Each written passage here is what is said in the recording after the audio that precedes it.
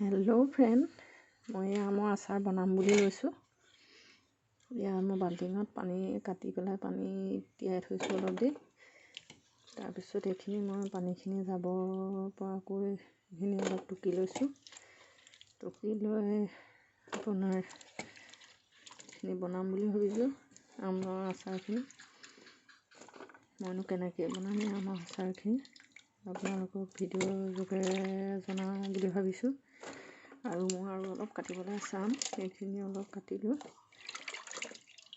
অলপ কাটি পেলাই এইখিনি হেৰি কৰি পানীটো যাবৰ কাৰণে হেৰি কৰি ৰাখি থৈছোঁ।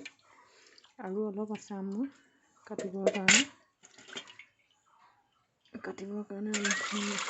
আৰু অলপ আছে, এইখিনি কাটিবৰ বাবে আছে।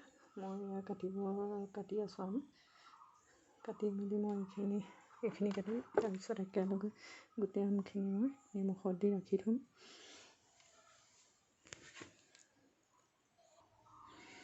মই এতিয়া এইটো বাচনটো ধুই শুকুৱাই লৈছোঁ। শুকুৱাই লৈ ইয়াতে মই কাটি থোৱা আমখিনি আৰু যিখিনি কাটিবলৈ আছে সেইখিনি গোটেই আমখিনি মই এইটো বাচনতে ৰাখিম। এইটো আপোনালোকৰ ঘৰত আছে নাই, কাৰ ঘৰত আছে কমেণ্ট কৰি জনাবচোন। কিন্তু এইটো আমাৰ ঘৰত আছে। এইটো আগৰ দিনৰ, এতিয়া এইটো পাবলৈ অলপ জটিল হৈ আছে, কিন্তু এইটো অলপ এতিয়া পোৱাকে নাযাব নিশ্চয়, কিন্তু যায় যদিও মই নাজানো। কিন্তু ইয়াত সাফৰ চটা এতিয়া মোৰ বৰ্তমান নাই। সাফৰ চটা আছিলে, সাফৰ চটা ভাগি গ'ল, কাঠৰ আছিলে। তাৰপিছত মই যিখিনি আম মই কাটি পেলাই ৰাখিছোঁ আৰু যিখিনি কাটিবলৈ আছে সেইখিনি গোটেইখিনি মই ইয়াত নিমখত দি এসপ্তাহ হওক 10 দিন হওক মই ইয়াত ৰাখিম।